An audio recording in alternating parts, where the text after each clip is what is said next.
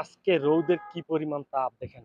এই এত তাপের ভিতরে মানুষ কাজ করে বাসায় আসে, আসার পরে গোসল করতে যায়, সে পানিটাও গরম। এত পরিমাণ গরম পানি যদি শরীরে ঢালা হয় মনে হয় যেন শরীর পুড়ে যাচ্ছে, বুঝতে পারছেন?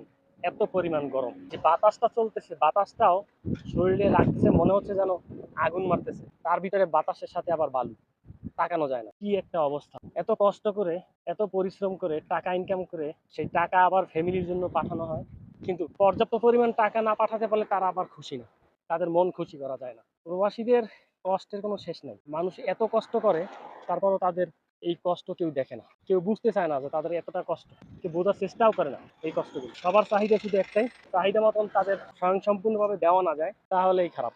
মনে করে এই বুঝি টাকা ব্যাংক ব্যালেন্স করতেছে, কিন্তু কতটা কষ্ট করে ইনকাম করে যে টাকা পাঠাচ্ছে, এই জিনিসটাই, এই চিন্তাটা কেউ করে না। কোনো প্রবাসীদের উপরে এই দয়াটা কারো নাই, যে এত কষ্ট করে টাকা পাঠাচ্ছে, যেইটা পাঠাইছে ওইটাতেই আমরা শুকরিয়া আদায় করি, তা না। কম পাঠাইলেই মনে করে যে তাদের টেক কেয়ার করা বন্ধ করে দিচ্ছে, তাদেরকে আগের মতন ভালো চোখে দেখে না।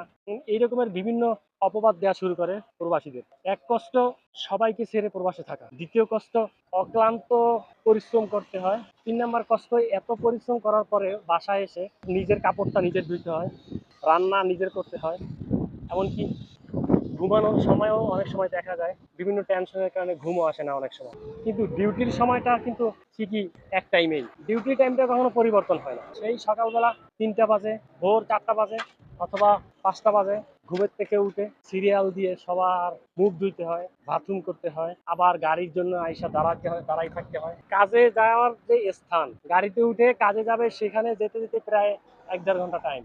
কাজ থেকে আসবে, ছাড়বে কিন্তু কাজের ঠিক শেষ টাইমে, আস্তে আস্তে দেখা যায় আরো 1-1.5 ঘন্টা চলে যায়। এরপর এসে রান্না বাড়া করা, নিজের কাপড় চোপড় গুছানো, ধোয়া ফেলা, বহুত কষ্ট। এই কষ্টগুলো কার চোখে বাজে না। তবে প্রবাসীরা একটা জিনিস মনে রাখে না, সেটা হলো যতই কষ্ট করুক না কেন, বেতনটা যদি ঠিক মতো পায় হাতে, তাহলে তাদের কষ্টটার মনে থাকে না। কিন্তু বেতনটাও দেখা যায় অনেক সময় ঠিক মতো পায় না, কাজ করে বেতন দেয় না, 2 মাস 3 মাস পরে 1 মাসের বেতন পায়।